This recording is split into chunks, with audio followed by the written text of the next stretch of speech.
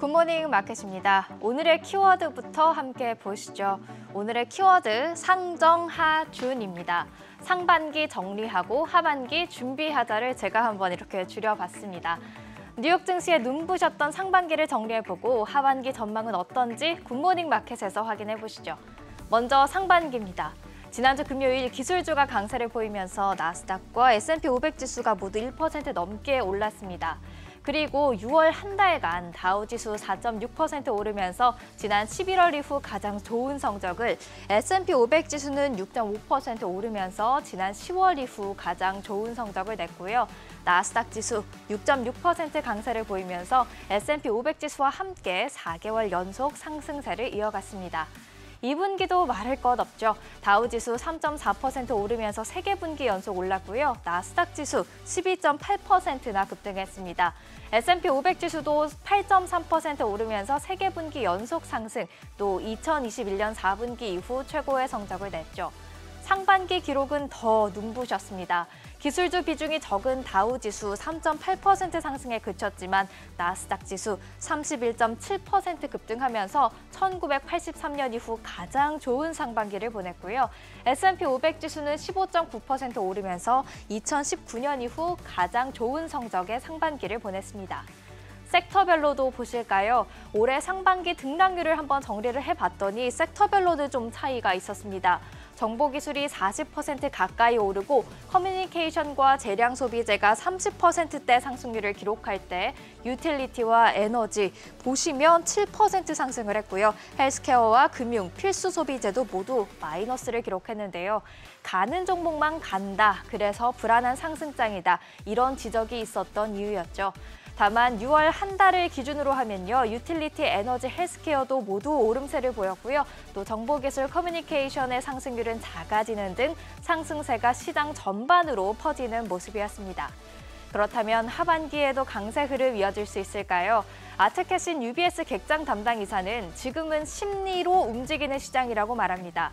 즉 불안한 상승장일 수는 있겠지만 강한 투자 심리만 유지된다면 랠리가 짧게 유지될 수 있을 것으로 보이는데요. ETF 시장을 보니 지금 흐름 좋습니다. 지난주 부 그리고 스파이, QQQ 등 지수 상승에 기대를 거는 ETF에 거액의 자금이 유입됐는데요. S&P 500 동일 비중 ETF에도 많은 자금이 유입된 것을 보면 소형주 상승까지도 기대하고 있는 듯한 개인 투자자들이죠. 실제로 설문조사 결과 미국 개인 투자자들의 투자 심리 여전히 강합니다. 지난주 여전히 강세장을 전망한다는 응답이 41.9%로 역사적 평균인 37.5%를 웃돕니다. 심리가 유지되고 있으니 랠리가 유지되거나 최소한 큰 조정은 없을 수 있겠다 싶으시죠. 시장이 하락할 때마다 추격 매수가 나타날 수 있기 때문입니다. 그런데 다른 관점에서도 한번 봐볼까요? 45.2%까지 올라왔었던 이 강세장을 향한 심리가 서서히 감소하고 있습니다. 투자 심리가 정점일 때 하락을 주의해라, 이런 말이 있는데 지금일 수가 있고요. 전문가들도 주식시장의 운명이 미국 경기에 달려 있는데 전망이 밝지만은 않다고 말합니다. CNBC 설문에 따르면 침체가 없을 것이란 응답은 21%입니다.